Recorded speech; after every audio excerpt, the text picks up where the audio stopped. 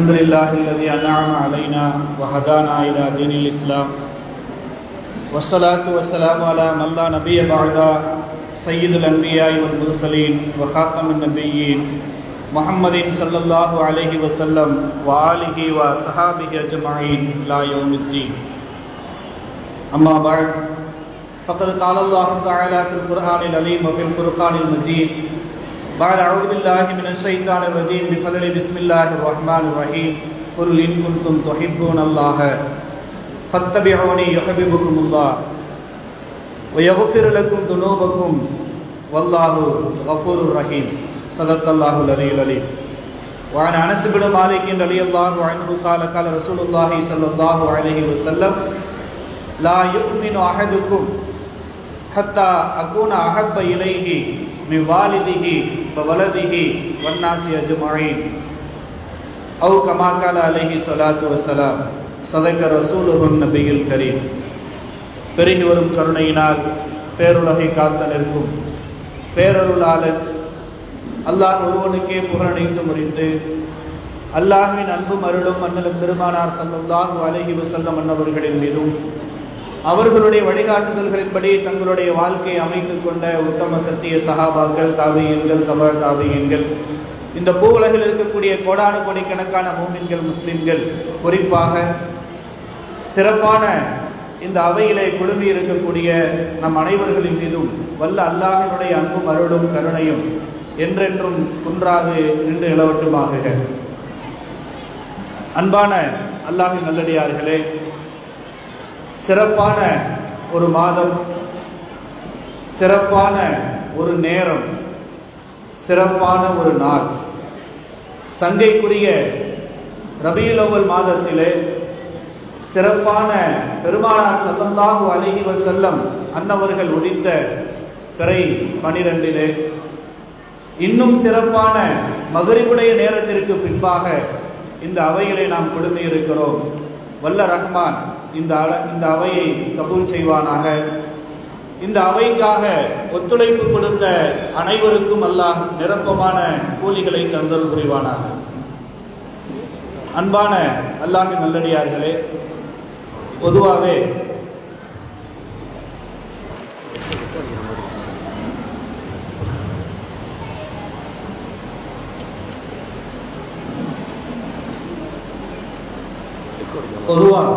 ரமலான் மாசம் வந்துருச்சு அப்படின்னு சொல்லி சொன்னா நாம எல்லாருக்கும் ரொம்ப தெரிந்த ஒரு ஹதீஸ், அல்லாஹ் தஆலா சைத்தானுக்கெல்லாம் விலங்கு போட்டுறான். ரமலானுடைய மாதம் வந்துருச்சு அப்படின்னா அல்லாஹ் தஆலா சைத்தானுக்கு விலங்கு போட்டுறான்.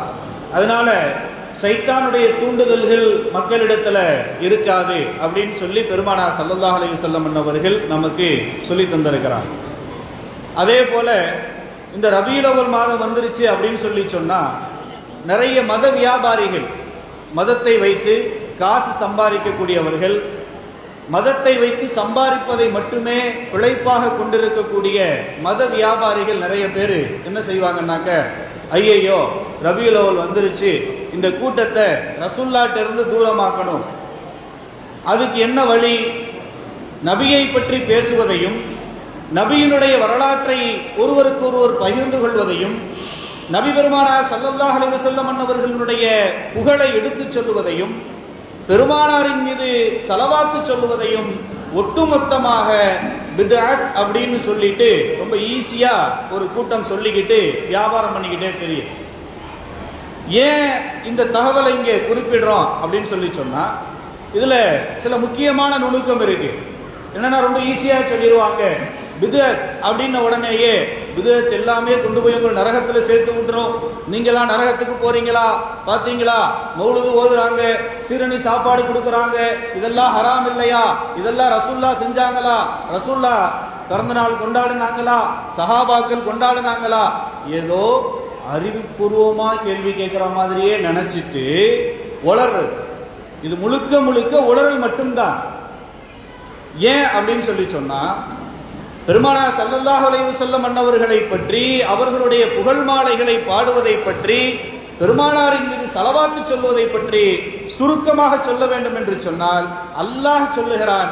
எனக்கு முன்னால் அஜத் சொல்லிட்டு போனான், இன்னல்லாஹ வ மலாயிகத்துஹு யுஸல்லூன அலன் நபி யா அய்யுஹல்லதீன ஆமனு ஸல்லு அலைஹி வ ஸல்லிமு தஸ்லீமா. அல்லாஹ் சொல்லிட்டான், அல்லாஹ்வும் அவனது மலக்குமார்களும் பெருமானார் மீது ஸலவாத்து சொல்லுங்கள், மூமின்களே நீங்களும் ஸலவாத்து சொல்லுங்கன்னு சொல்லிட்டான். இப்ப இந்த மத வியாபாரிகள் இருக்கிறாங்க பாருங்க, சமீபத்துல ஒரு 2 மாசத்துக்கு முன்னால அவங்க ஒரு அறிக்கை ஒண்ணு கொடுத்திருக்கிறாங்க. ஒரு வீடியோல ஒரு பயான் பேசி இருக்கிறாங்க. என்ன பயான் அப்படின்னா, நம்ம எல்லாரும் கேள்விப்பட்ட ஒரு ஹதீஸ், பெருமானார் ஸல்லல்லாஹு அலைஹி வஸல்லம் அவர்கள் மிம்பரில் ஏறி முதல் தடவை கால் வைக்கிறாங்க. மிம்பரில் 3 படி இருக்கு. முதல் படியில கால் வைக்கிறாங்க, ஆமீன் சொல்றாங்க. 2வது படியில கால் வைக்கிறாங்க, ஆமீன் சொல்றாங்க. 3வது படியில கால் வைக்கிறாங்க, ஆமீன் சொல்றாங்க. இந்த ஹதீஸ ஒவ்வொரு வருஷமும் ரமலானுக்கு முந்தைய ஜும்மால எல்லா அஜத்துமாரும் எல்லா ஊரும் எல்லாரும் பேசுறாங்க, மத வியாபாரிகளும் பேசுறாங்க. இப்போ நவீனமாக புதுசா ஒரு கருத்து சொல்லி இருக்கிறாங்க. என்ன தெரியுமா? ரசூலுல்லாஹி ஸல்லல்லாஹு அலைஹி வஸல்லம் பேரை கேட்டா ஸலவாத்து சொல்ல தேவையில்லை. ரசூலுல்லாஹி ஸல்லல்லாஹு அலைஹி வஸல்லம் பேரை கேட்டா ஸலவாத்து சொல்ல தேவையில்லை அப்படின்னு புதுசா ஒரு வியாபாரத்தை புகுத்தி இருக்கிறாங்க. சரி, நாம எல்லோருக்கும் மத்த ஏதாச்சும் ஒரு கிதாபுல இருந்து ஹதீஸை கொண்டு வந்தா தான் என்ன செஞ்சிருவாங்க ஈஸியா, இது அந்த கிதாபுல வந்திருக்குங்க, அது லைஃப், இது இந்த கிதாபுல வந்திருக்கு, அதனால இதெல்லாம் நாங்க ஏத்துக்க முடியாதுன்னு சொல்லிடுவாங்க. இப்ப நாம ஆரம்பத்துல சொன்ன பெருமானார் மிம்பரில் ஏறக்கூடிய அந்த ஹதீஸ்கள் இருக்கிறது, அது முழுக்க முழுக்க சஹீஹான எல்லா கிதாபுலையும் இருக்கு. அதுல சொல்லக்கூடிய விஷயம் என்ன? பெருமானார் ஸல்லல்லாஹு அலைஹி வஸல்லம் இடத்திலே வழமைக்கு மாற்றமான அந்த நடைமுறையை பார்த்ததற்கு பின்பாக சஹாபாக்கள் கேட்கிறார்கள், பெருமானார் அவர்களே, உங்களிடத்திலே வழமைக்கு மாற்றமாக இன்று ஒரு புதிய நடைமுறையை பார்த்திருக்கிறோம். மிம்பரிலே கால் வைக்கிறீர்கள், ஆமீன் என்று சொல்லுகிறீர்கள், இப்படி 3 முறையும் சொல்லுகிறீர்கள் என்று கேட்கிற பொழுது பெருமானார் ஸல்லல்லாஹு அலைஹி வஸல்லம் சொன்னார்கள், நான் மிம்பரிலே கால் வைத்து ஏற வருகிற பொழுது ஜிப்ரீலின் அருகிலே வந்தார். வந்தவர் சொன்னார், யாரெல்லாம் ரமலானுடைய மாதம் எவருடைய பாவங்கள் எல்லாம் மன்னிக்கப்படவில்லையோ அவர் நாசமாகட்டுமாக என்று சொன்னார். அதற்கு நான் ஆமீன் என்று சொன்னேன். 2வதாக சொன்னார்கள், 2வது படியிலே கால் வைக்கிற பொழுது ஜிப்ரீல் சொன்னார், எவருக்கெல்லாம் பெற்றோரில் 2 அல்லது 1 உயிரோடு இருந்து அவர்களுக்கு பணிவிடை செய்வதன் மூலமாக அவர்களுடைய பொருத்தத்தை இந்த உலகத்திலே பெற்றுக் கொள்வதன் மூலமாக யார் நாளை சுவனத்திற்கு செல்லவில்லையோ அவர் நாசமாகட்டுமாக என்று துஆ செய்தார்கள். அதற்கு நான் ஆமீன் என்று சொன்னேன் என்பதாக சொன்னார்கள். 3வதாக சொன்னார்கள், இதுதான் நாம் முக்கியமாக கவனிக்க வேண்டிய விஷயம். பெருமானார் ஸல்லல்லாஹு அலைஹி வஸல்லம் சொல்லுகிறார்கள், நபியே, உங்களது பெயர் கூறப்பட்டு உங்களை பற்றி சொல்லப்பட்டு யார் உங்களின் மீது ஸலவாத்து சொல்லவில்லையோ, ஸல்லல்லாஹு அலா முஹம்மதின் ஸல்லல்லாஹு அலைஹி வஸல்லம் என்று ஸலவாத்து சொல்லவில்லையோ அவர் நாசமாகட்டுமாக என்று ஜிப்ரீல் அலைஹிஸ்ஸலாம் சொன்னார்கள். நான் துஆ செய்தேன் என்று ஆமீன் சொன்னேன் என்பதாக பெருமானார் ஸல்லல்லாஹு அலைஹி வஸல்லம் அவர்கள் சொன்ன ஹதீஸ் நம் எல்லோருக்கும் தெரியும். இருந்தும் இந்த மத வியாபாரிகள் ஈஸியா சொல்லிடுறாங்க. இன்னைக்கு புதுசா இப்ப கண்டுபிடிச்சிருக்கிறாங்க, ரசூலுல்லாஹ்வுடைய பேரை சொன்னாலாம் ஸலவாத்து சொல்ல வேணாம். இப்போ நமக்கு ஒரு விஷயம் புரியணும், இவங்க பிதஅத்து பிதஅத்து பிதஅத்துன்னு சொல்லிட்டு வர்றதெல்லாம் மக்களை பிதஅத்திலிருந்து காப்பாற்றுவதற்காக இல்லை. மக்களுக்கு பிதஅத்திலிருந்து காப்பாற்றி இவங்க எல்லாரையும் சொர்க்கத்துக்கு கூட்டிட்டு போகணும், இவர்களை சத்தியத்தின்படி நடக்க வைக்கணும் அப்படிங்கிற நோக்கத்துல இல்ல. எதையெல்லாம் சொன்னால் தான் பணம் சேகரித்துக் கொள்ள முடியுமோ அதுக்காகத்தான். உதாரணத்துக்கு இவங்க சொல்லுவாங்க பிதஅத்னா என்னங்க அப்படின்னு நாம கேட்டா அவங்க ஒரு விளக்கம் சொல்லுவாங்க. என்ன விளக்கம்? ரசூலுல்லாஹி ஸல்லல்லாஹு அலைஹி வஸல்லம் அவர்கள் எதையெல்லாம் செய்யவில்லையோ, பெருமானாருடைய காலத்திலே எதெல்லாம் நடக்கவில்லையோ அது எல்லாமே பிதஅத். சரி, இப்ப நீங்க வச்சிருக்கீங்களே அமைப்பு, இது ரசூலுல்லாஹ்வுடைய காலத்துல இருந்துச்சா? இந்த அமைப்பு பெருமானார் காலத்தில் இருந்துச்சா? இப்போ உங்களுக்கு பின்னால 1008ஆக இவங்க இந்த அமைப்புகளை துவங்கிய பொழுது அவங்க இந்த கொள்கை குழப்பங்களை விளைவித்த பொழுது அவங்க சொன்ன விஷயம் என்ன? அல்லாஹ் ஒன்று, பெருமானார் ஒன்று, குர்ஆன் ஒன்று. அப்படி இருக்கிறப்போ மதுஹப் நாள் எதுக்கு?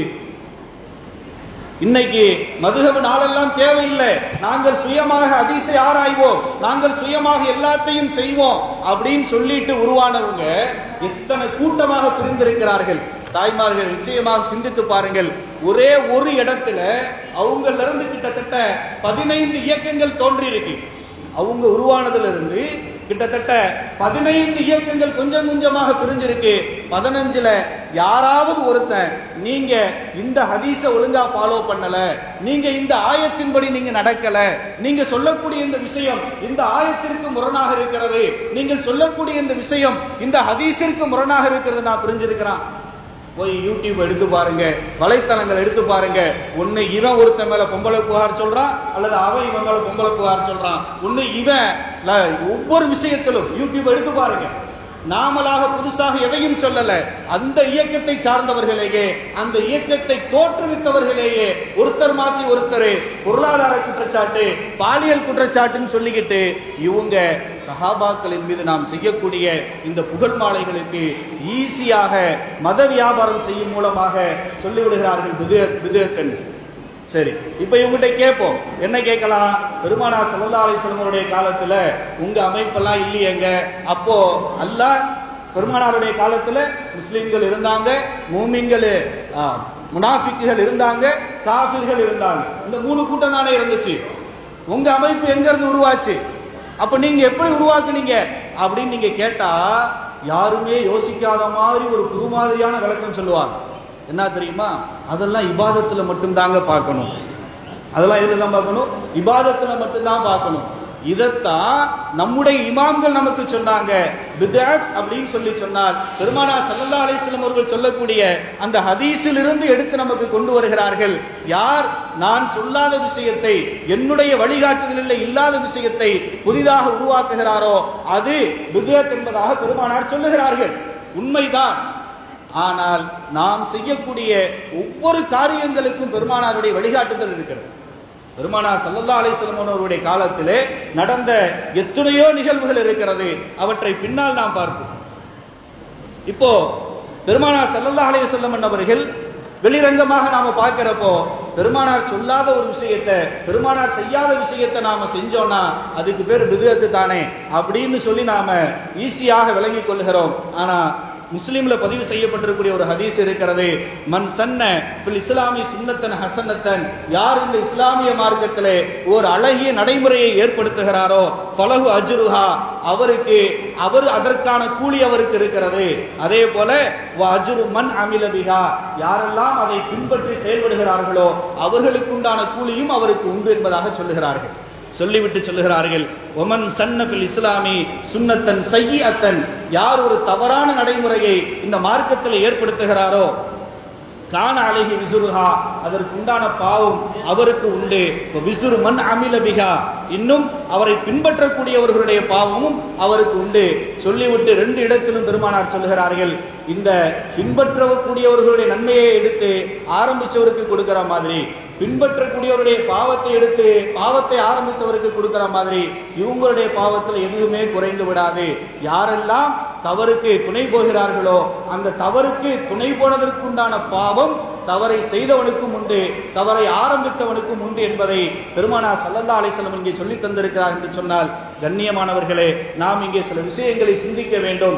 பித்அத், பெருமானார் ஸல்லல்லாஹு அலைஹி வஸல்லம் அவர்கள் காலத்தில் இல்லாத எல்லா காரியங்களையும் நாம் நிராகரித்து விடுவோம் என்று சொன்னால் முதலிலே நாம் நிராகரிக்க வேண்டியது எது தெரியுமா?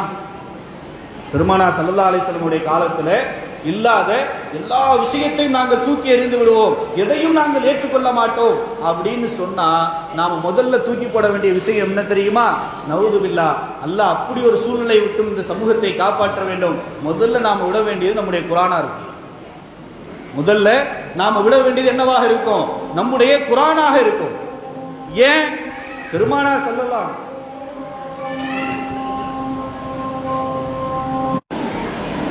கண்ணியத்திற்குத்தானவர்களே, கண்ணியமிக்கவர்களே, அல்லாஹ் நம்மை இந்த சமூகத்தை காப்பாற்ற வேண்டும். பெருமானாருடைய காலத்திலே இல்லாத விஷயங்களை எல்லாம் நாங்கள் நிராகரித்து விடுவோம் அப்படின்னு சொல்லி இருந்துச்சு அப்படின்னா நாம முதல்ல நிராகரிக்க வேண்டியதாக இருக்கும் நவுது பில்லாஹ் குர்ஆனை இருக்கும். ஏன் அப்படின்னு சொல்லி சொன்னா, பெருமானார் ஸல்லல்லாஹு அலைஹி வஸல்லம் அன்னவர்களுடைய காலத்திலே இப்பொழுது நம்மிடத்தில் இருப்பது போன்ற முதலாவது சூரத்துல் ஃபாத்திஹா, இரண்டாவது சூரத்துல் பக்ரா, அதே போல முதலாவது அலிஃப் லாம் மீம், இரண்டாவது சயக்குல் என்று இந்த 30 ஜுஸு 114 சூறாக்களுடைய வரிசைப்படி குர்ஆன் பெருமானாருடைய காலத்திலே கிடையாது. அதற்கு பின்னால அபூபக்கர் சித்திக் ரலியல்லாஹு அன்ஹு அவருடைய காலத்தில் ஹிஜ்ரி 12வது ஆண்டு யமாமாங்கிற போர் நடக்குது. அந்த போருக்கு ஆக வேண்டி போருக்களே கலந்து கொள்ளக்கூடிய சஹாபாக்கள்ல 70 ஹாஃபில்கள் கொல்லப்படுகிறார்கள். அதற்கு பின்னால் தான் ஹஜ்ரத் உமர் இப்னு கத்தாப் ரலியல்லாஹு அன்ஹு அவர்கள் அபூபக்கர் சித்திக் ரலியல்லாஹு வந்து கோரிக்கை வைக்கிறார்கள்.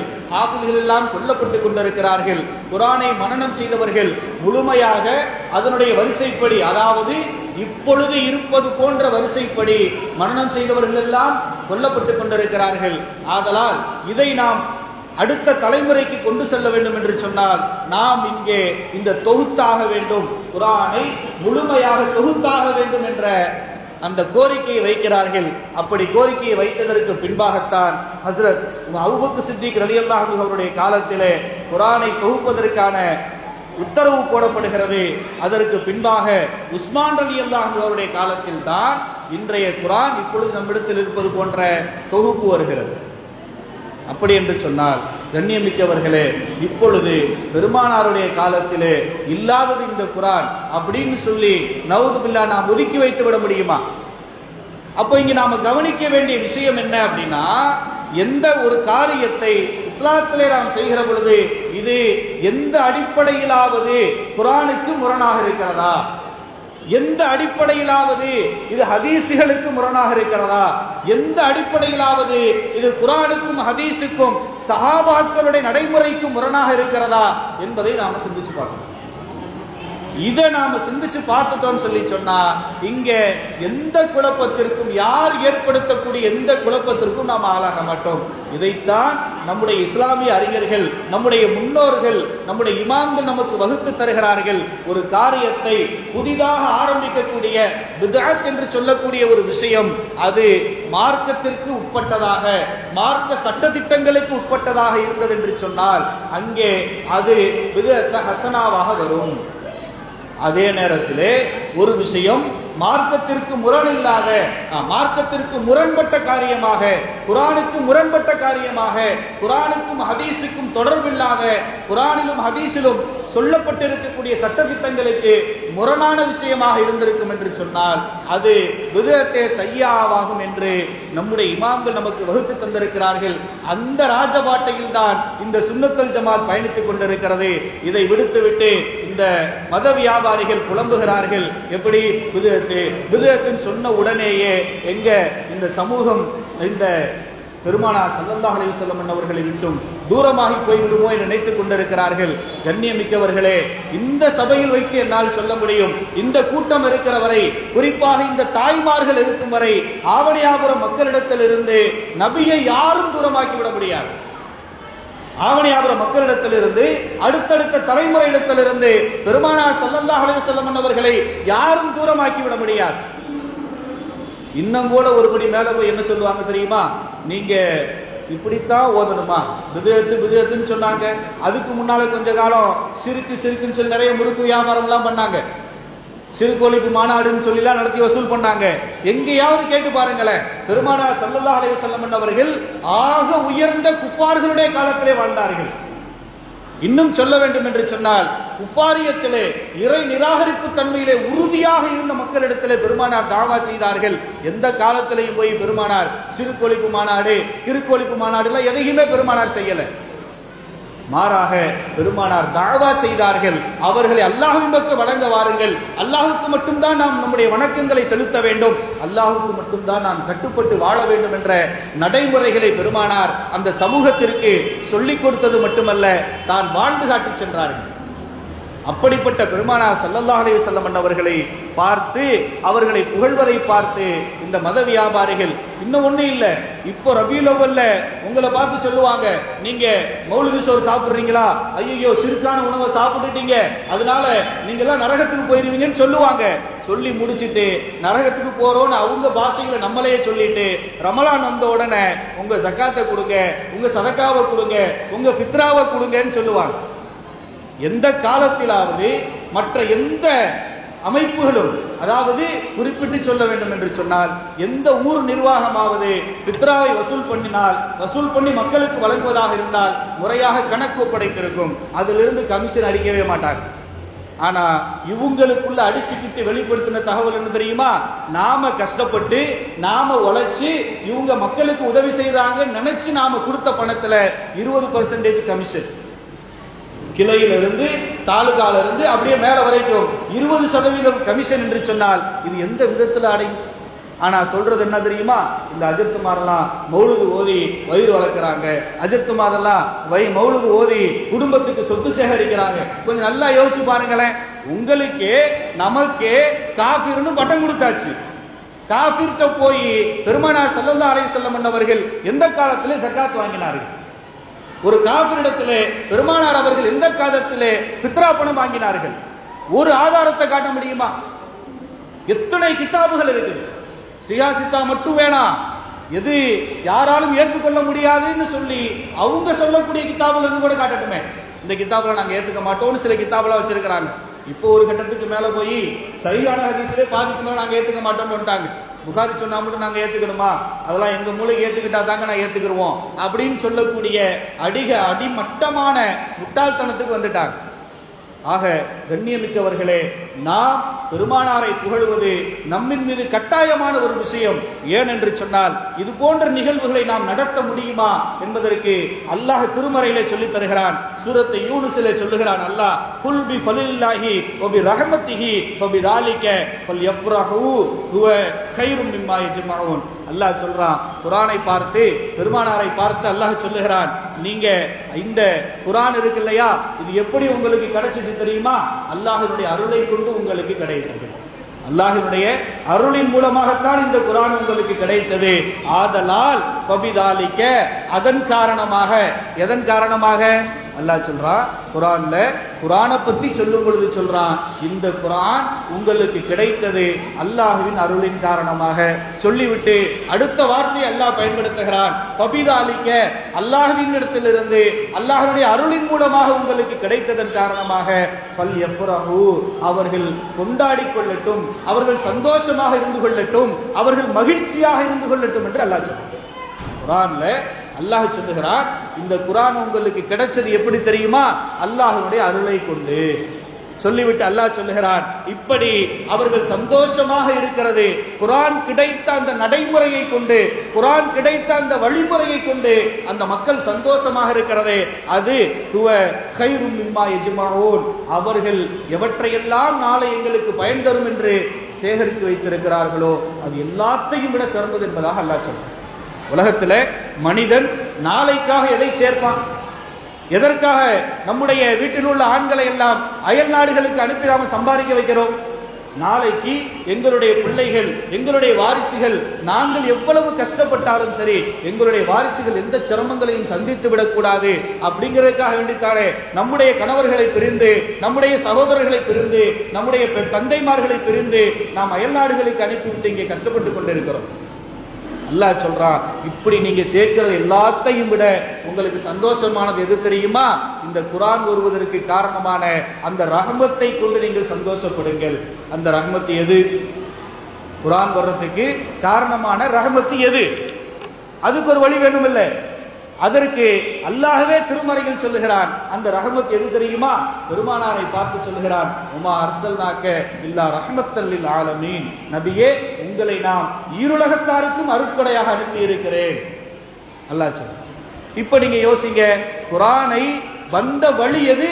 பெருமானாரின் மூலமாக. அல்லாஹ் சொல்லுகிறான் பெருமானாரை ரஹ்மத் என்று சொல்லுகிறான். அப்படி என்றால் பெருமானார் சார்ந்த எல்லா விஷயங்களுக்கும் நாம் சந்தோஷப்பட வேண்டும்.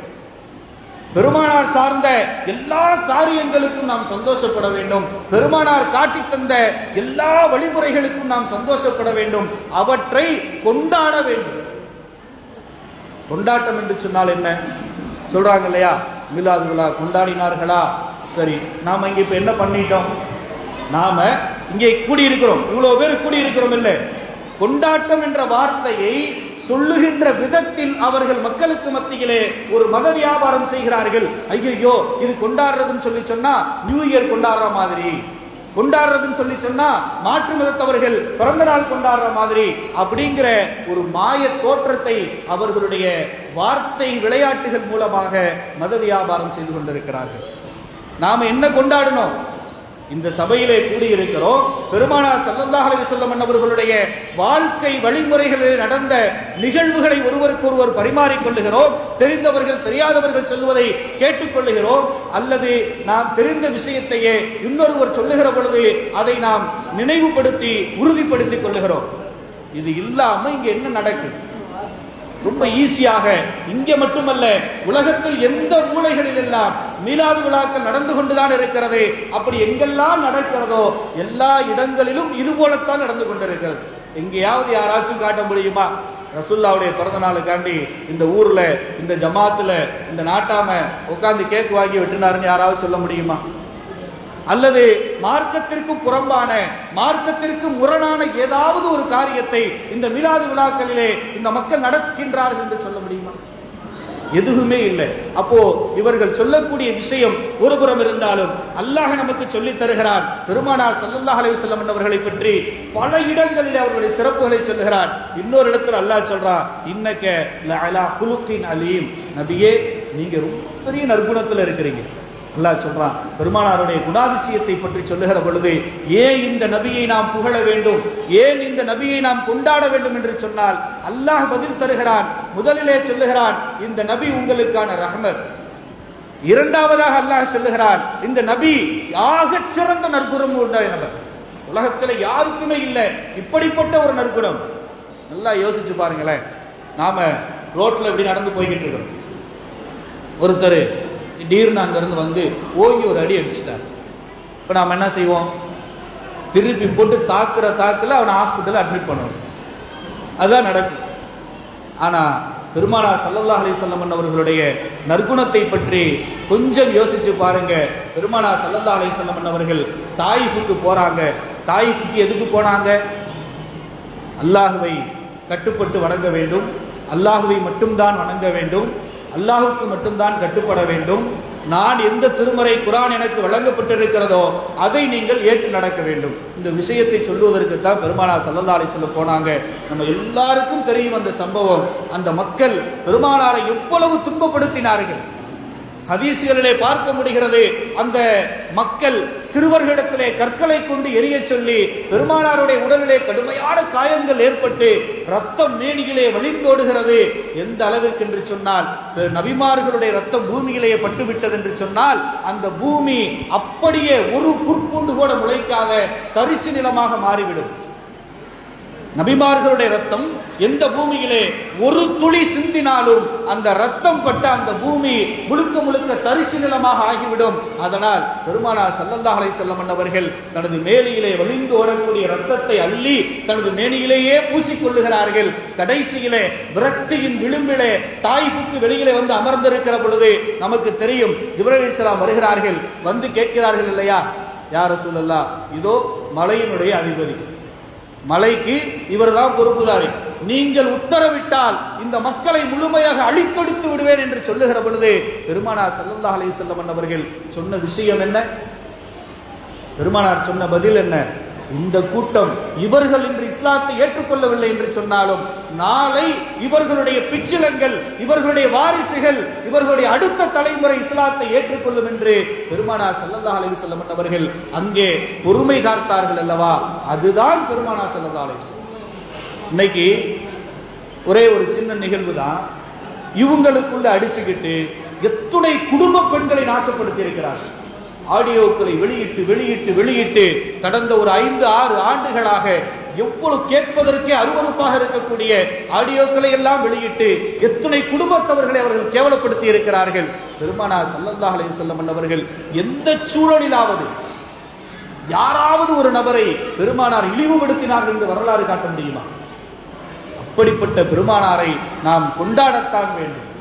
அப்படிப்பட்ட பெருமானாருடைய நிகழ்வுகளை நாம் பறைசாற்றிக் கொண்டே இருக்க வேண்டும். அடுத்ததாக அல்லாஹ் சொல்லுகிறார், பெருமானார் ஸல்லல்லாஹு அலைஹி வஸல்லம் அவர்களை பார்த்து, வரஃபஅனா லக ذிக்ரக், நபியே உங்களுடைய புகழை நாம் உயர்த்தி விட்டோம் என்பதாக சொல்றார். உங்களுடைய புகழை நாம் உயர்த்திட்டோம் அப்படிங்கிறார். அல்லாஹ் நான் பொறுப்பெடுத்திருக்கிறேன் அப்படின்னு சொல்லக்கூடிய விஷயங்கள் குர்ஆனில் ரொம்ப ரொம்ப கம்மி. இந்த விஷயத்துக்கு நான் பொறுப்பெடுத்திருக்கிறேன், இந்த காரியத்திற்கு நான் பொறுப்பெடுத்திருக்கிறேன், இந்த காரியம் என்னை சார்ந்தது, இந்த விஷயங்கள் அனைத்தும் எனக்கானது, இது என்னுடைய பொறுப்பில் உள்ளது என்று அல்லாஹ் திருமறையிலே சொல்லக்கூடிய விஷயங்களிலே ரொம்ப கம்மி தான். பெரும்பாலும் அல்லாஹ் எனக்கு கட்டுப்படணும், எனக்கு வழிபடணும், அதை மட்டும்தான் சொல்லிக்கிட்டு வர்றான். ஒரு சில இடங்கள்ல மட்டும்தான் அல்லாஹ் இது எனக்கு சொந்தமானதுன்னு சொல்லிட்டு அல்லாஹ் சொல்றான், நபியே உங்களுடைய புகழை நான் உயர்த்தி இருக்கிறேன். இப்போ ஒரு விஷயம் பாருங்களேன், இப்போ இந்த மத வியாபாரிகள் சொல்றதை கேட்டு நாம மௌலிது ஓதாம விட்டுட்டோம், அல்லது பெருமானார் மீது ஸலவாத்து சொல்லாம விட்டுட்டோம், பெருமானாருக்காக எந்த அவர்களுடைய செயல்பாடுகளையும் நாம பின்பற்றாம விட்டுட்டோம். சரி, இதனால பெருமானாருக்கு ஏதாவது குறைபாடு ஏற்பட போகுதா? யாஹா, இந்த ஊர்ல இந்த மக்கள் நபியே உங்கள் மீது ஸலவாத்து சொல்லவில்லை அப்படின்னு சொல்லி அவர்களிடத்தில் சொல்லப்பட்டு பெருமானார் கவலைப்பட போகிறார்களா? நாம் சொல்லுவதால், நாம் செய்வதால் பெருமானாருக்கு எந்த கிரீடமும் ஏற்பட போறதில்லை. அப்ப எதுக்கு நாம செய்யணும்? பெருமானார் மீது ஸலவாத்து சொன்னா நமக்குத்தான் நன்மை. உதாரணத்துக்கு இன்னொரு விஷயமும் சொல்லலாம். இப்ப நாம இங்க இருக்கிறோம், நாம 5 நேரம் தொழுகிறோம், 5 நேரம் இபாதத்துகளை செய்கிறோம், நம்மால முடிந்த அளவு ஜக்காத்து கொடுக்கிறோம், நமக்கு இடத்துல பொருளாதார வசதி இருந்துச்சுன்னா ஜக்காத்து கொடுக்கிறோம், நம்முடைய உடலிலே ஆற்றல் இருந்தால் ரமலான்ல நோன்பு வைக்கிறோம், இன்னும் கொஞ்சம் வாய்ப்பு கூட இருந்துச்சுன்னா ஹஜ் செய்யறோம். சரி, இந்த அமல் எல்லாம் யாருக்கு செய்யறோம்? நியத்து வைக்கிறப்ப நம்ம என்ன சொல்றோம்? இன்றைய இஷாவுடைய ஃபர்லு 4 ரக்காத்து அஜத்தை பின்பற்றி தொழுதா இந்த இமாமை பின்பற்றி, இல்லைன்னா தனியாக கிப்லாவை முன்னோக்கி அல்லாஹ்வுக்காக தொழுகிறேன். சரி, இப்ப நாம தொழுகிறது அல்லாஹ்வுக்கா? கொஞ்சம் யோசிச்சு பாருங்க. நாம தொழுகிறது யாருக்கு? நமக்கு தான். நாம தொழலைன்னா அல்லாஹ்வுடைய கிரீடம் குறைய போறதில்லை, அல்லாஹ்வுக்கு எந்த பாதிப்பும் ஏற்பட போறதில்லை. சரி, நாம எல்லாம் தொழுதுட்டோம், அல்லாஹ்வுக்கு எந்த கிரீடம் உயர போறதில்லை.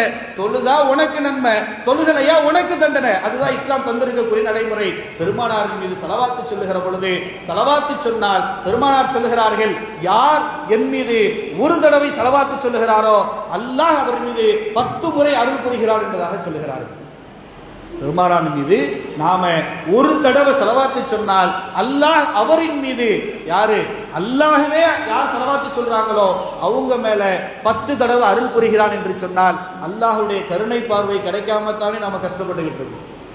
நம்முடைய வாழ்க்கையில நாம சந்திக்கக்கூடிய நோய் சார்ந்த பிரச்சனைகளாக இருக்கட்டும், பொருளாதாரம் சார்ந்த பிரச்சனைகளாக இருக்கட்டும், குடும்ப உறவுகளுக்குள் ஏற்படக்கூடிய பிரச்சனைகளாக இருக்கட்டும், எல்லாத்துக்கும் நாம் என்ன சொல்றோம்?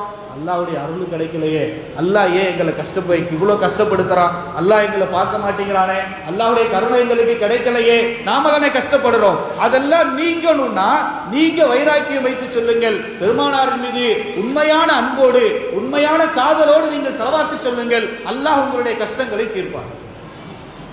பெருமானாரின் மீது உண்மையான பாசத்தோடு, பெருமானாரின் மீது முழுமையான அன்போடு நீங்கள் ஸலவாத்து சொல்லுங்கள், நீங்கள் சந்திக்கக்கூடிய எல்லா கஷ்டங்களையும் தீர்ப்பான். ஒரு கணக்கு வச்சு செய்யுங்க, எவ்வளவுக்கு அதிகமா செய்ய முடியுமோ அவ்வளவுக்கு எவ்வளவு.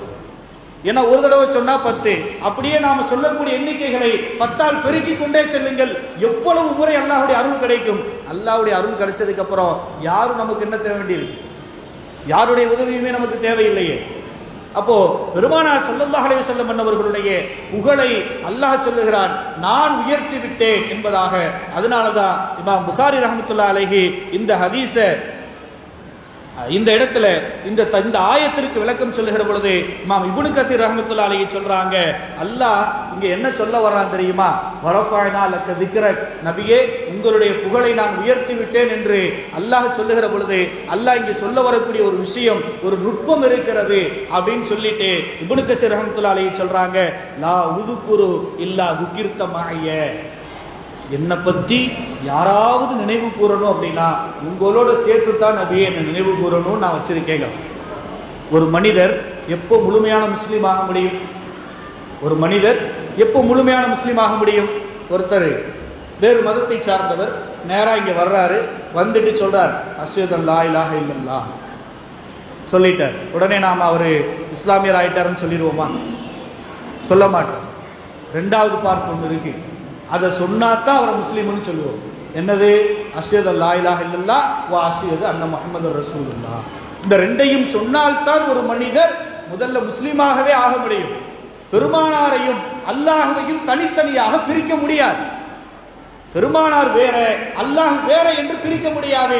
எங்கெல்லாம் நாம் அல்லாஹ்வை புகழ வேண்டுமோ அங்கெல்லாம் பெருமானார் ஸல்லல்லாஹு அலைஹி வஸல்லம் புகழ்ந்துதான் ஆக வேண்டும். எங்கெல்லாம் இஸ்லாத்தினுடைய அடிப்படையான விஷயங்கள் ஹஜ்ரத் இப்னு அப்பாஸ் ரலியல்லாஹு சொல்லுகிறார்கள், இந்த இடத்துல வரஃபஅனா லக திக்ரக் என்று அல்லாஹ் சொல்லுகிற பொழுது இந்த இடத்துல ஒரு தகவலை அல்லாஹ் இந்த சமூகத்திற்கு சொல்லி தருகிறான். மா துக்கிர்து இல்லா துக்கிர்த மஇ என்று சொல்லிவிட்டு எங்கெல்லாம் என்ன நினைவு கூறணும்னா உங்களையும் சேர்த்துத்தான் நபியை சொல்லணும்னு அல்லாஹ் சொல்லிட்டு இதை சொல்லுவதாக இப்னு அப்பாஸ் ரலியல்லாஹு சொல்லுகிறார்கள். அவர் ஏதோ சாதா சீதா ஆள் இல்லை, போற போக்குல அள்ளி போட்டுட்டு போறதுக்கு சாதா சீதா ஆள் இல்லை. அவர் முஃபஸ்ஸிர்களுக்கெல்லாம் முஃபஸ்ஸிர். தஃப்சீர் கலையிலே அவரை போன்று தேர்ச்சி பெற்ற நபரை யாரும் பார்க்க முடியாது. அப்படிப்பட்ட அப்துல்லாஹ் இப்னு அப்பாஸ் ரலியல்லாஹு அவர்கள் சொல்லுகிறார்கள், இந்த இடத்துல அல்லாஹ் சொல்ல வரக்கூடிய விஷயம் என்ன தெரியுமா? ஒரு மனிதர் பாங்கு சொன்னால் அங்கே அஷ்ஹது அல்லா இலாஹ இல்லல்லாஹ் மட்டும் சொல்லி முடிக்க முடியாது. உதாரணத்துக்கு நம்ம பள்ளியில பாய் பாங்கு சொல்றாங்க. பாங்கு சொல்றப்ப அஷ்ஹது அல்லா இலாஹ இல்லல்லாஹ் முடிச்சிட்டு அஷ்ஹது அன்ன முஹம்மது ரசூலுல்லாஹ் சொல்லாம போயிட்டாருன்னு வச்சுக்கோங்களேன், என்ன நடக்கும்? அடுத்த நிமிஷம் பள்ளியை விட்டு அனுப்பிடுவாங்க. அதுதான் நடக்கும். ஏன் என்ன இதை விட்டுட்டீங்க? ஒரு இஷ்யூ ஆகும், அது ஒரு பேசு பொருளாக ஆகும். ஏன்? பெருமானார் ஸல்லல்லாஹு அலைஹி வஸல்லம் அவர்களை குறித்து சொல்லலைன்னா அது பாங்கே கிடையாது. அதே போலத்தான் இக்காமத்திலும் ஹஜ்ரத் இப்னு அப்பாஸ் ரலியல்லாஹு சொல்லுகிறார்கள், பாங்கிலே இக்காமத்திலே அடுத்ததாக தொழுகைக்குள்ளால் அத்தஹியாத் ஓதுகிற பொழுது அங்கும் பெருமானாரை நாம் சொல்ல வேண்டும். அஷ்ஹது அல்லா இலாஹ இல்லல்லாஹ் வ அஷ்ஹது அன்ன முஹம்மது ரசூலுல்லாஹ் சொல்லிட்டு தான் விரலையே நாம நீட்ட வேண்டியிருக்கு. அதற்கு அடுத்ததாக சொல்லுகிறார்கள், ஜும்மா நாளில் மிம்பர்ல நின்று மிம்பர்ல குத்துபா நிகழ்த்தக்கூடிய இமாம் அஷ்ஹது அல்லா இலாஹ இல்லல்லாஹ் வ அஷ்ஹது அன்ன முஹம்மது ரசூலுல்லாஹ் சொல்லணும். அதே போல பெருநாட்களிலே ஈதுல் ஃபித்ராக இருந்தாலும் சரி, ஈதுல் அல்ஹாவாக இருந்தாலும் சரி, அங்கும் குத்துபா பிரசங்கம் செய்கிற பொழுது அஷ்ஹது அல்லா இலாஹ இல்லல்லாஹ் வ அஷ்ஹது அன்ன முஹம்மது ரசூலுல்லாஹ் சொல்லணும். அதே போல ஹஜ் பெருநாள்ல நாம் ஐயாமு தஷ்ரீக்குடைய தக்பீர்கள் சொல்றோம் இல்லையா, அங்கேயும் பெருமானாருடைய பெயரை சேர்த்துத்தான் நாம் சொல்ல வேண்டி இருக்கும்.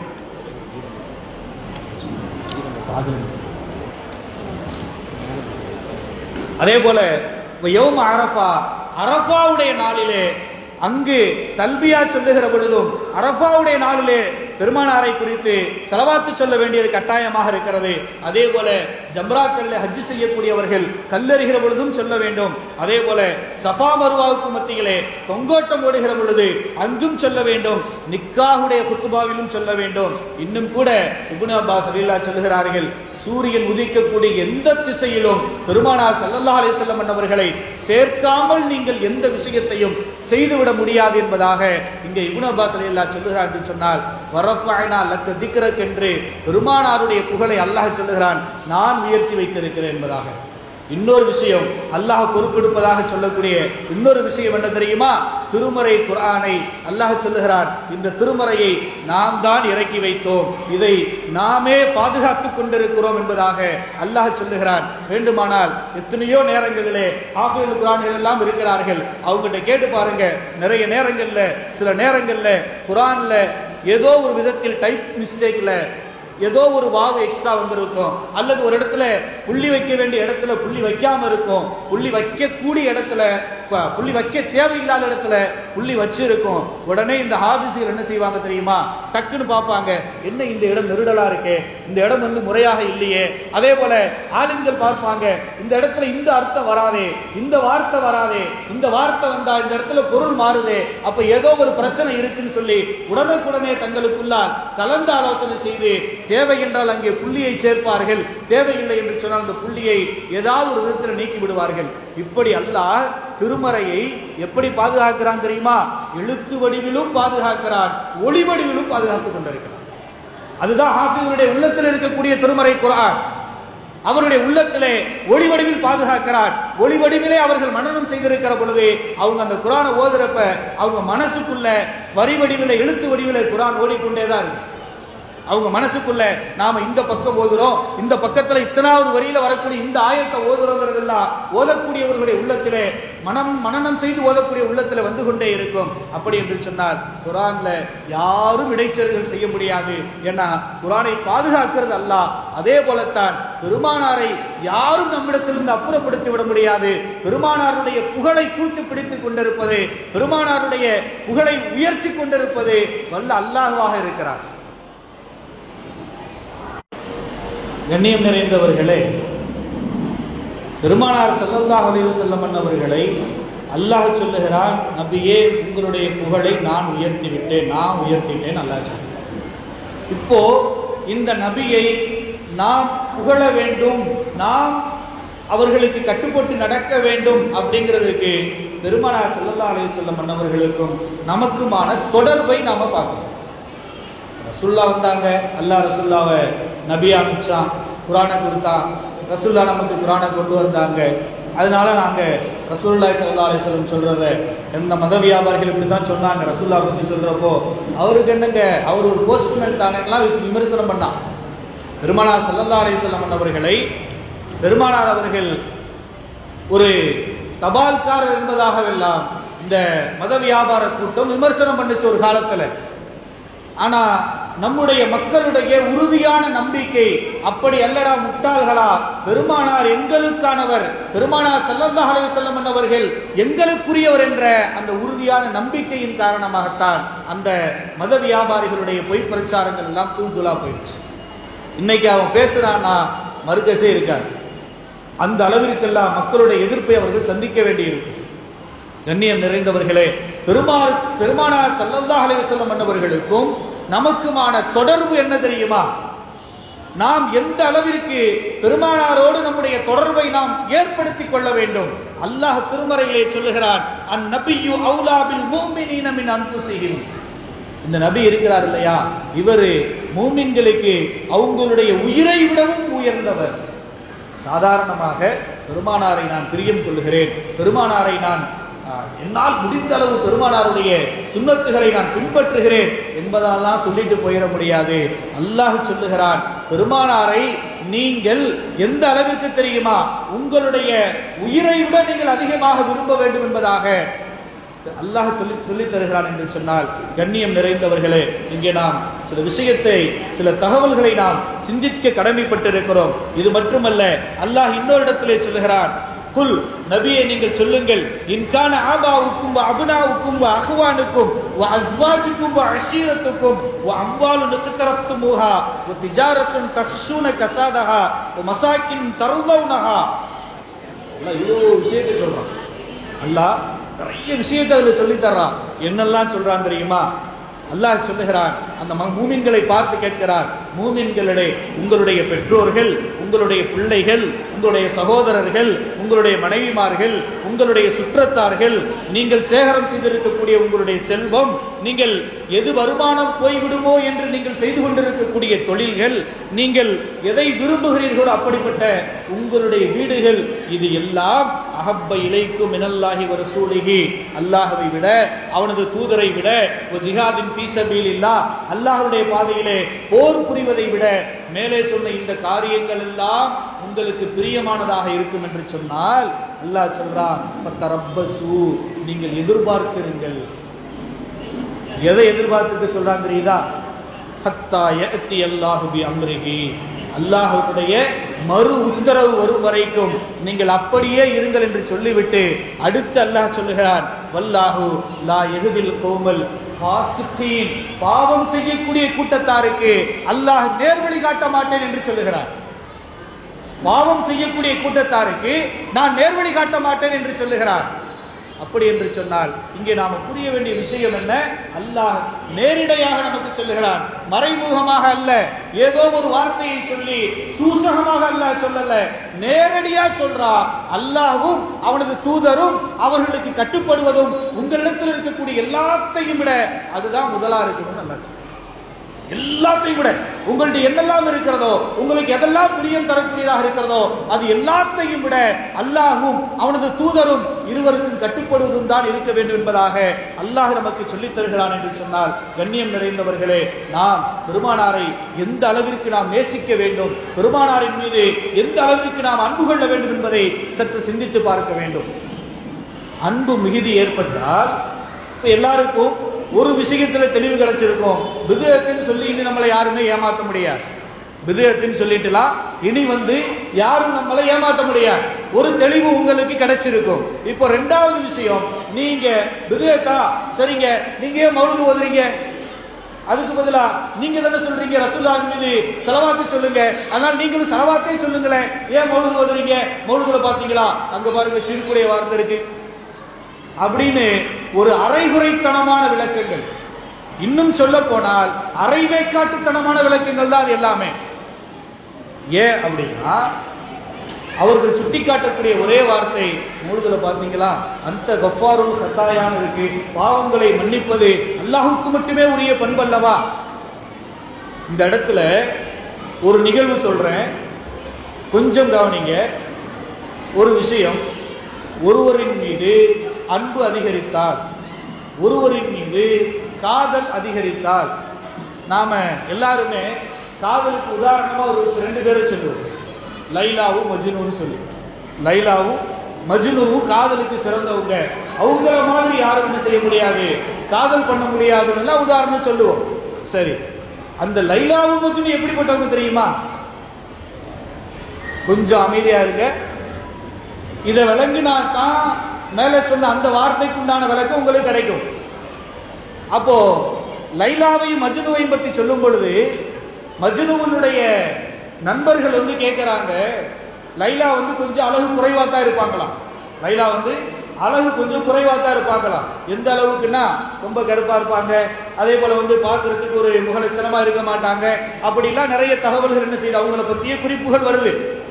இப்போ மஜ்னுவுடைய நண்பர்கள் அவரிடத்துல கேட்கிறாங்க, மஜ்னுட்ட, எப்பா நம்ம ஊர்ல இவ்வளோ அழகான பொண்ணுகள்லாம் இருக்கு, அதெல்லாம் விட்டுட்டு போயும் இப்படி ஒரு முகலட்சணம் இல்லாத பொண்ணை போய் நீ காதலிக்கிறியப்பா அப்படின்னு கேட்கும் பொழுது மஜ்னு சொன்னாரா, லைலாவை ஓன் கண்ணுல இருந்து பார்க்காதடா, ஏன் கண்ணுல இருந்து பாரு, ஏன் கண்ணுல இருந்து பார்த்தா தான் அவ அழகு உனக்கு தெரியும், நீ ஓன் கண்ணுல இருந்து பார்த்தீங்கன்னா அவ விகாரமா தான் தெரியும். நாங்க அதே போலத்தான் மௌலித எங்க உள்ளத்துல இருந்து பாரு, நாங்கள் எதை குறித்து சொல்லுகிறோம் என்பதை எங்களை குறித்து பாரு.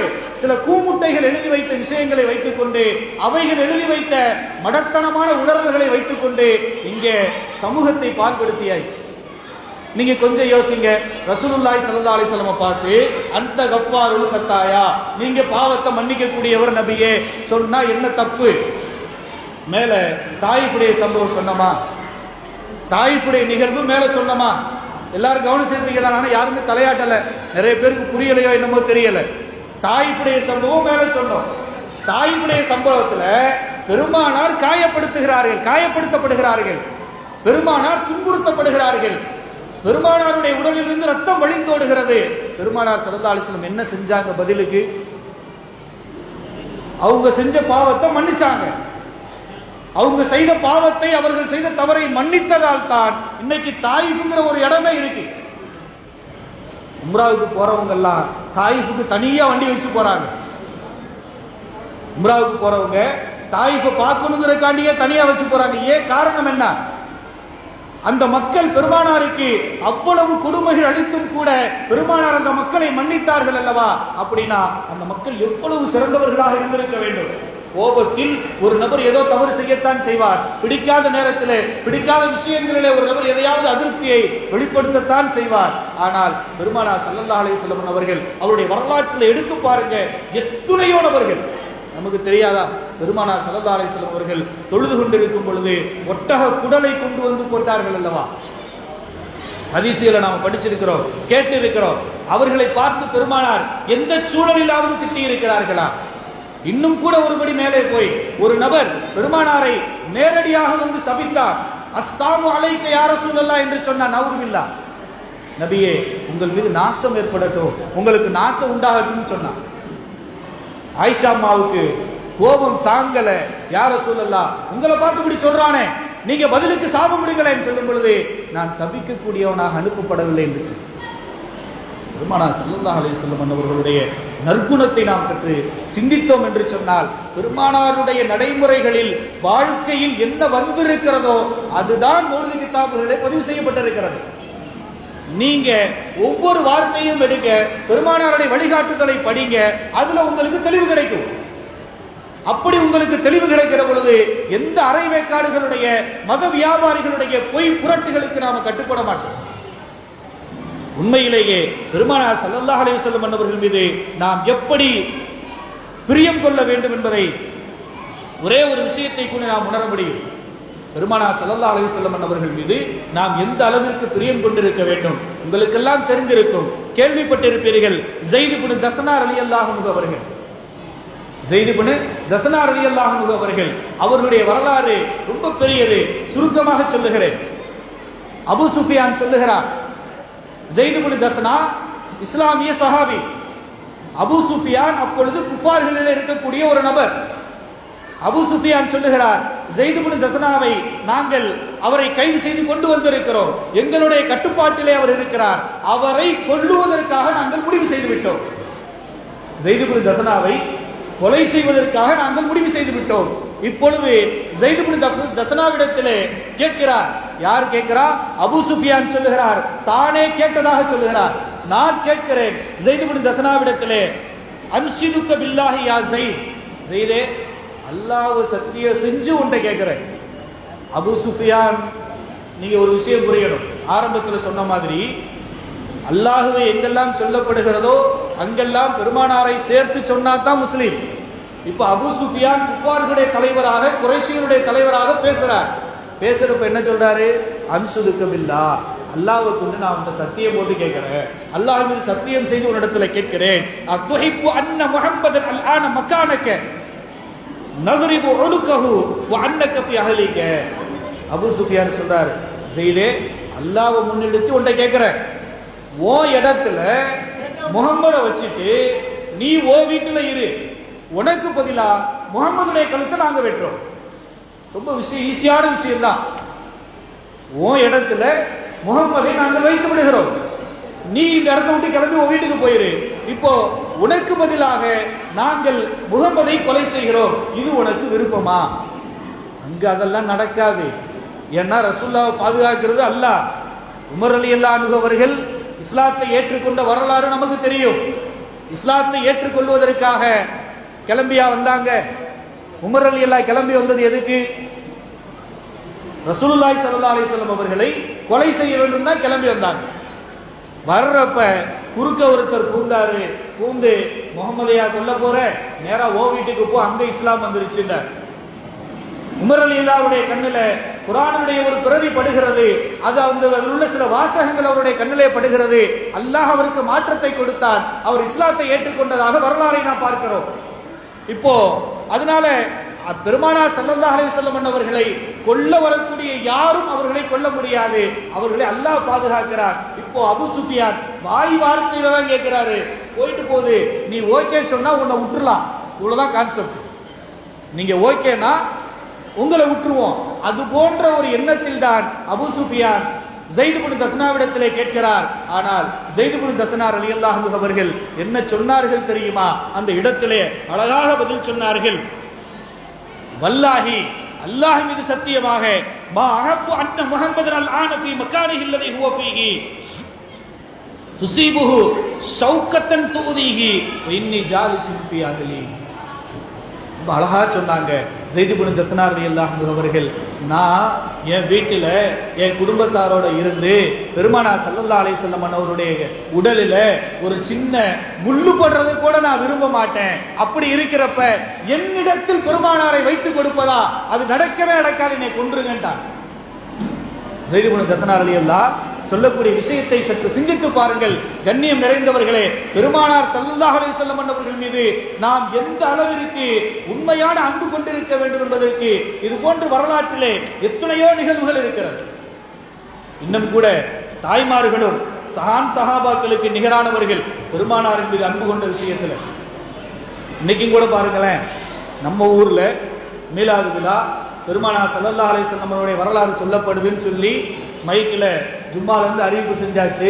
ஆனா வழக்கம் போல அன்றைய கால சஹாபி பெண்மணிகள் போல இங்கேயும் ஆண்கள் கம்மியாத்தான் இருக்கிறோம், தாய்மார்கள் தான் நிறைய இருக்கிறோம்.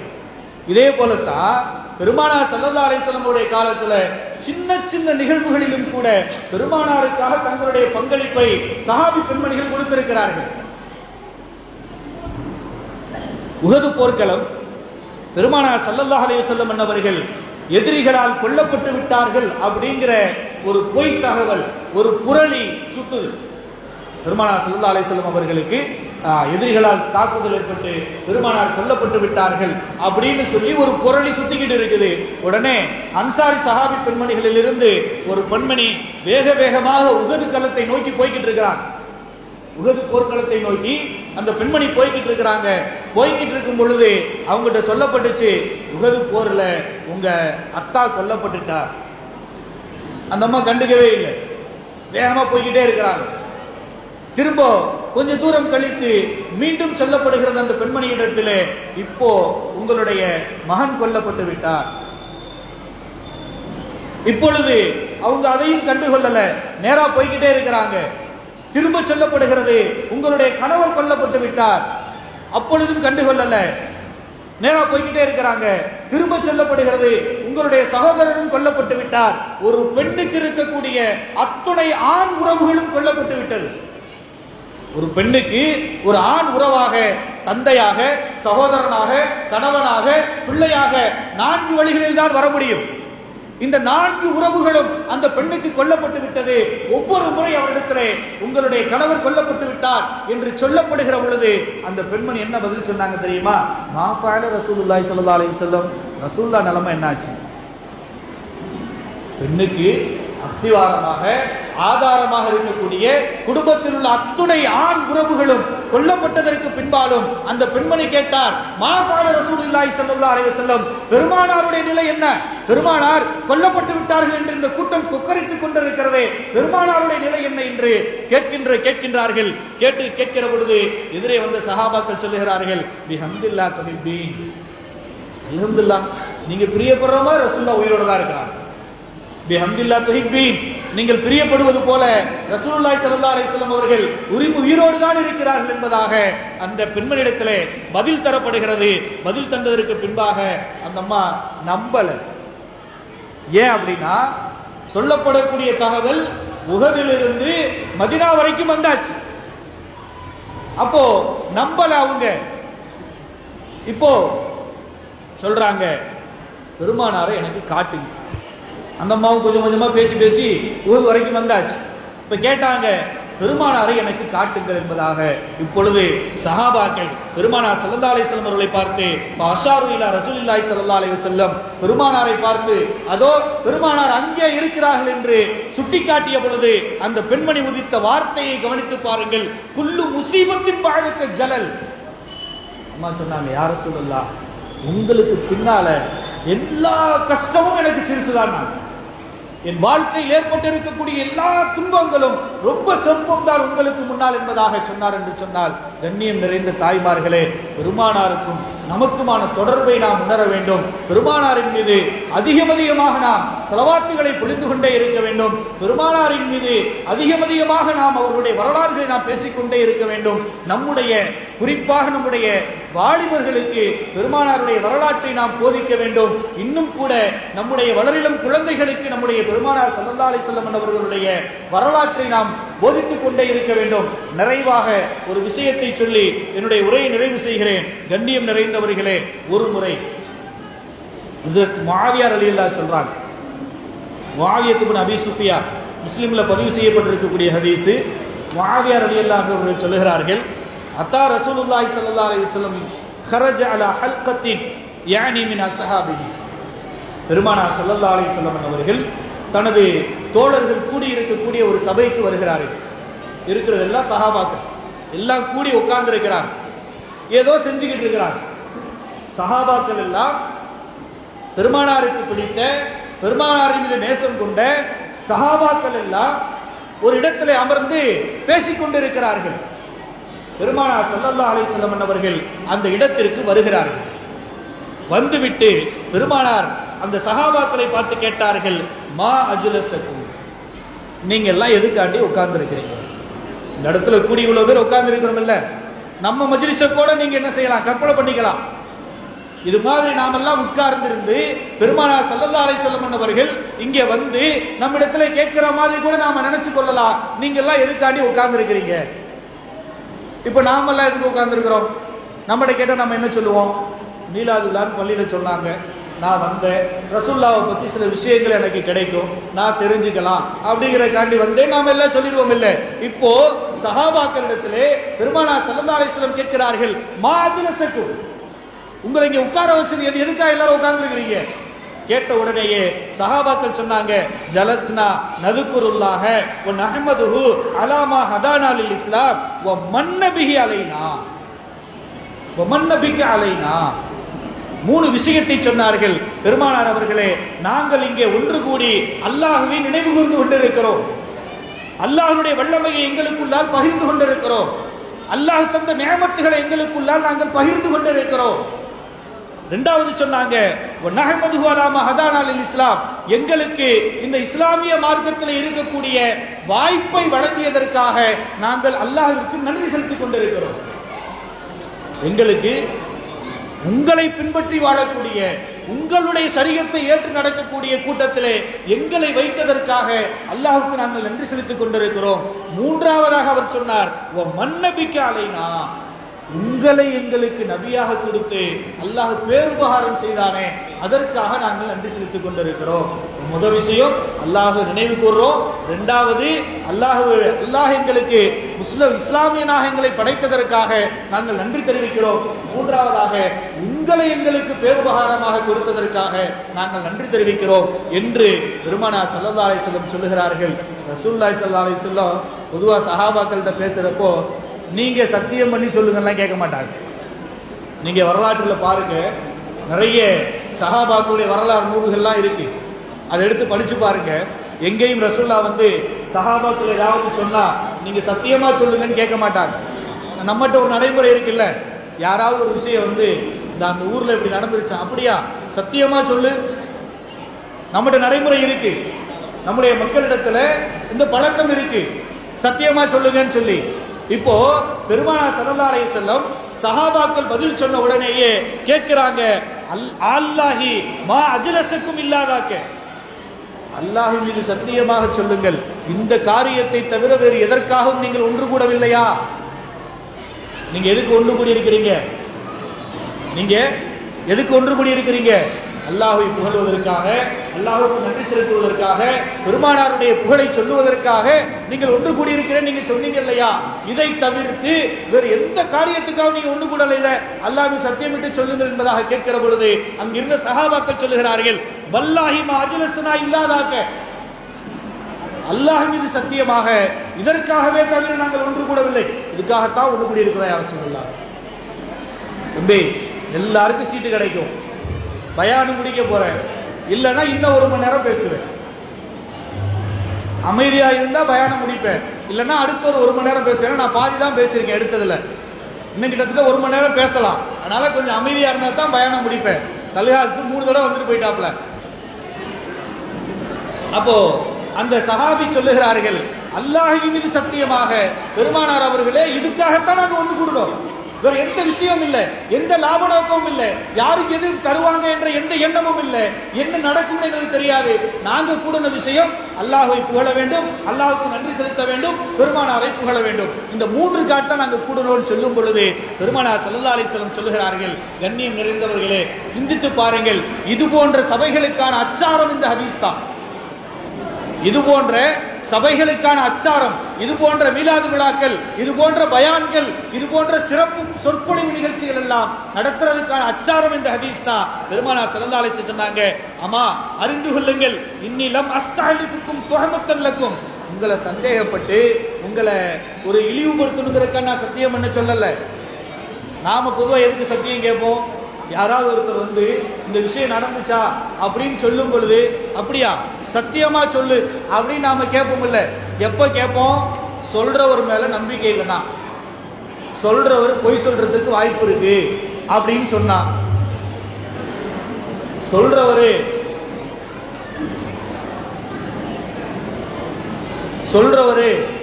அவரு உண்மையை பேச மாட்டாரு, அவர் பொய் சொல்றதுக்கும் சாத்தியம் இருக்கும் அப்படிங்கிற நம்பிக்கை அவர் மேல உண்டான அவநம்பிக்கை இருந்துச்சுன்னா நாம் என்ன செய்வோம்? சத்தியம் செய்யுங்கன்னு கேட்போம். இப்போ பெருமானார் ஸல்லல்லாஹு அலைஹி வஸல்லம் சொல்லுகிறார்கள், நான் உங்களின் மீது கொண்டிருந்த அவநம்பிக்கையால் உங்களை சத்தியம் செய்ய சொல்லவில்லை.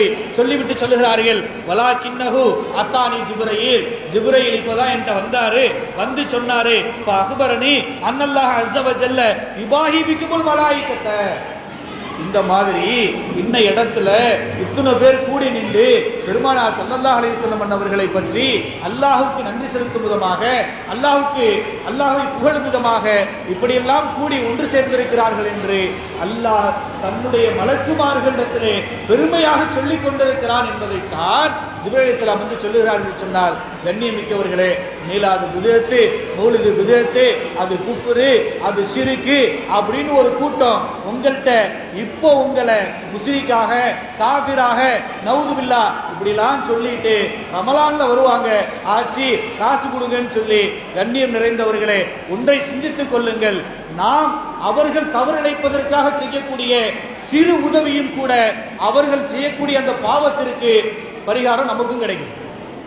அவங்க எதெல்லாம் பெருமானாரின் மீது இட்டுக்கட்டி சொல்கிறார்களோ, அவர்கள் எந்தெந்த காரியங்களை எல்லாம் பெருமானாரின் மீது பொய் சொல்லி கொண்டிருக்கிறார்களோ, மார்க்கத்திலே ஆகமாக்கப்பட்ட மார்க்கத்திலே இருக்கக்கூடிய எந்தெந்த செயல்களை எல்லாம் இல்லை என்று நிராகரித்து தள்ளி கொண்டிருக்கிறார்களோ, நிச்சயமாக அதற்கான பாவம் அவர்களுக்கு உண்டு.